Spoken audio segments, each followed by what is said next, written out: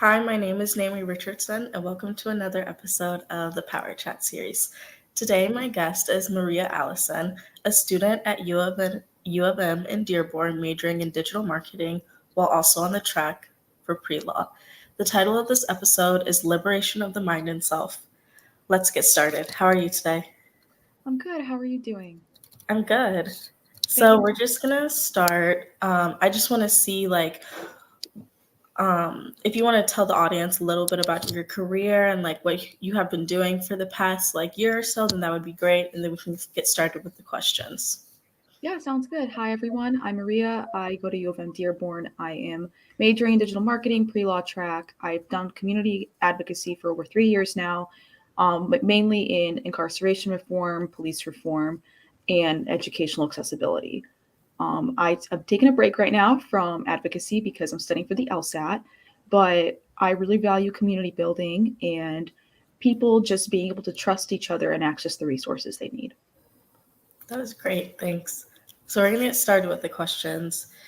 You said a quote in your bio that said we are capable of building and healing communities that are sustainable long term and deciding what works for us, what doesn't, and acting on it.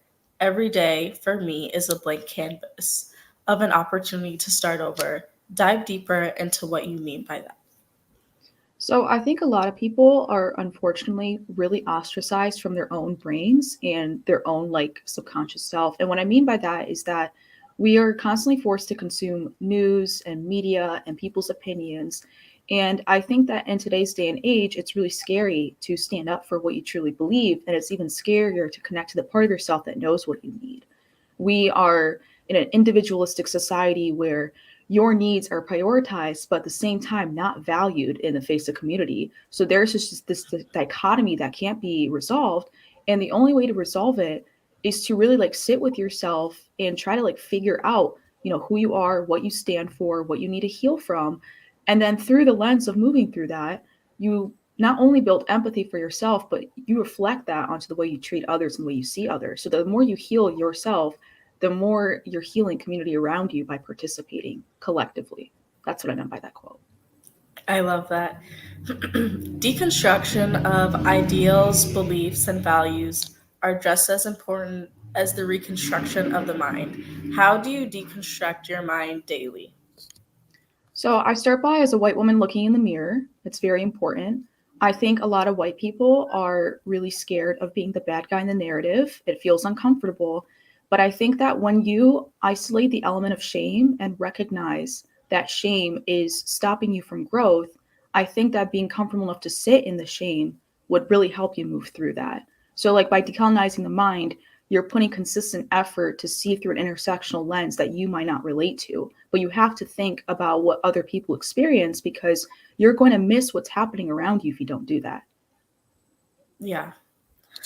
Um, how does fear mongering play into marginalized and minority groups getting exploited, and how does that affect the public?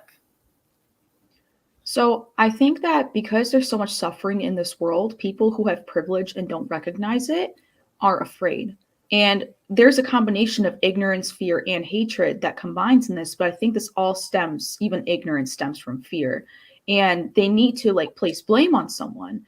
And because, people of color around the world happen to live on the most fertile lands, the ones with the most resources, and that's how we operate as a global capitalistic enterprise, they are the ones being scapegoated because their scapegoating is what allows like Western imperialism to thrive because then they can easily get those resources without people protesting.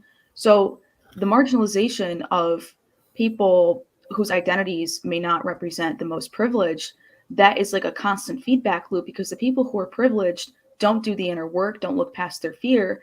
And the people who are marginalized, they fight back for liberation as they should, but because the media distorts their self-worth in the name of these resources, it's just a vicious cycle we can't seem to get out of.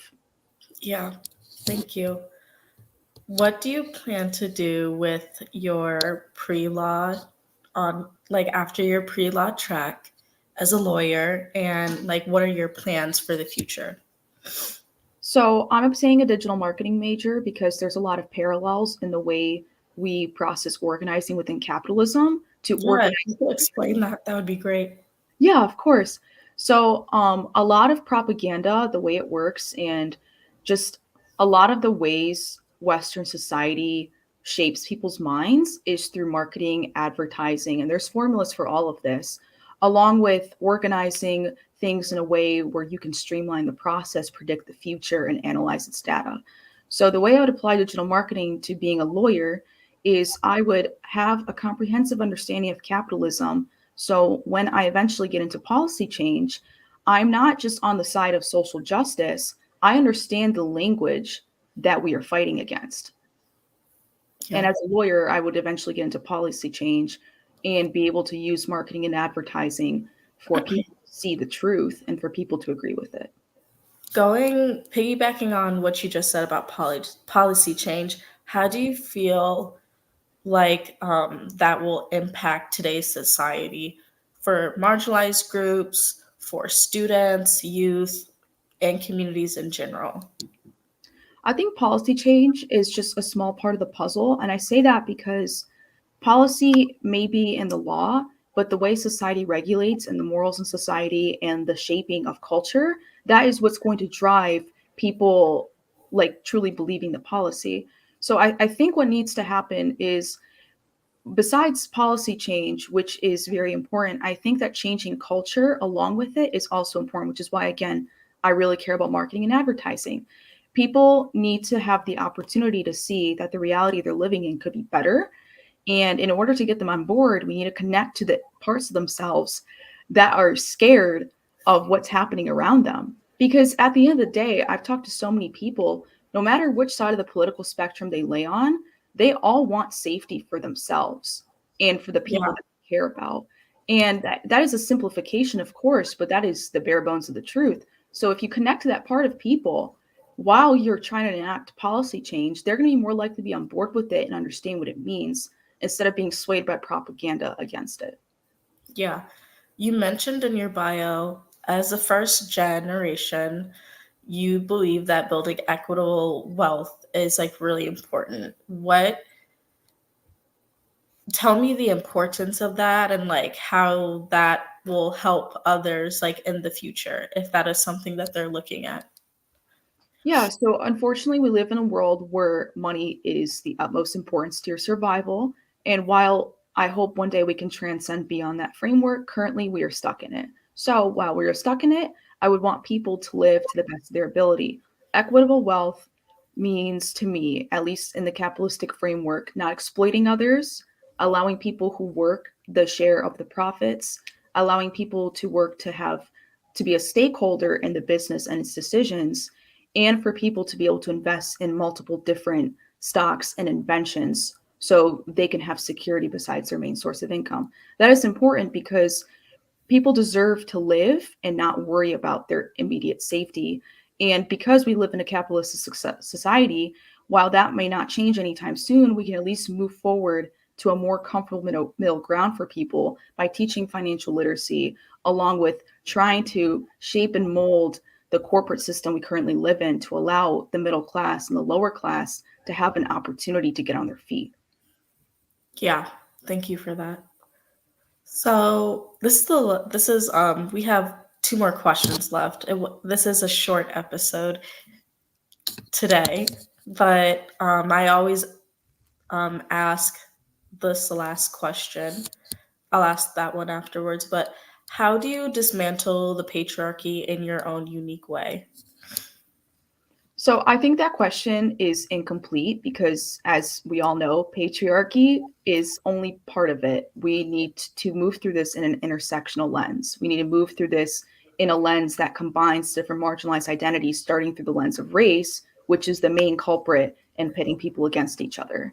So for me, dismantling the patriarchy means deconstructing whiteness, being aware of biases, looking in the mirror, asking myself the hard questions, be willing to be open minded, receive constructive criticism, and put myself in a position where I can be around as many cultures and people as possible and empathize with women who struggle, not just in the white sense, but for every woman.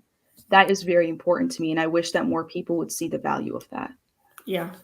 So the last question, I always ask people this, even though we are both pretty young, I always ask this question. I say, if you could tell your younger self 2 to 3 years ago something, what would you tell them?